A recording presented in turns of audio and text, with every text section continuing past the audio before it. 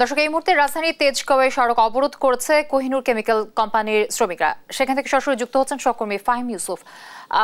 ফাহিম, সেখানকার এখনকার চিত্র কেমন দেখছেন আমাদের দর্শকের সামনে তুলে ধরবে এবং কি বলছেন আসলে শ্রমিকরা? আমরা এখন রাজধানীর তেজগাঁওয়ে রয়েছি। তেজগাঁও যদি বর্তমান পরিস্থিতিটা একটু দেখাতে চাই, এখানে কিন্তু কিছুক্ষণ আগে থমথমে পরিস্থিতি বিরাজ করছিল। এখানে মহানবী হযরত মুহাম্মদ সাল্লাল্লাহু আলাইহি সাল্লামকে কটূক্তি করার অভিযোগে কোহিনুর কেমিক্যালের একজন কর্মকর্তার বিরুদ্ধে অভিযোগ আনে সেখানকার শ্রমিকরা। তো সেই প্রেক্ষিতেই কিন্তু এখানে কোহিনুর কেমিক্যালের শ্রমিকরা অবস্থান নেয় এবং অবস্থান নিয়ে তারা কিন্তু এক ধরনের এখানে অবস্থান নিয়ে তারা বিক্ষোভ কর্মসূচি পালন করে। বিক্ষোভ কর্মসূচির এক প্রান্তে তারা এই রাস্তাটি বন্ধ করে দেয়।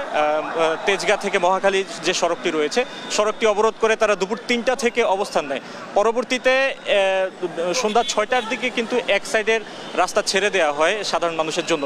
তো এক ধরনের ভোগান্তির মাঝে, সাধারণ মানুষের ভোগান্তির মাঝে প্রশাসনের হস্তক্ষেপের মাধ্যমে কিন্তু এই ধরনের একটি সিদ্ধান্ত নেওয়া হয়। পরবর্তীতে ৫ মিনিট আগে এখানে কিন্তু এখানে যে অবস্থানটা ছিল শ্রমিকদের, সেই শ্রমিকদের অবস্থানটা পুলিশ ছত্রভঙ্গ করে দেয়, পুলিশ এবং আর্মির হস্তক্ষেপে। তো এ পর্যায়ে আমরা দেখতে পাচ্ছি যে বেশ কয়েকজন শ্রমিককে কিন্তু তারা ধাওয়া পাল্টা ধাওয়ার মাধ্যমে ধরার চেষ্টা করেছেন এবং কয়েকজনকে গ্রেপ্তারও করেছেন তারা, এমনটি আমাদেরকে জানিয়েছেন। এছাড়া আমরা একটি জিনিস দেখতে পেয়েছি যে এলাকাবাসী এবং যে শ্রমিকরা তারা কিন্তু একসঙ্গেই একটি দাবি তুলেছেন যে জনসম্মুখে যে অপরাধী তাকে শাস্তি দিতে হবে, এমনটাই তারা জানাচ্ছিলেন।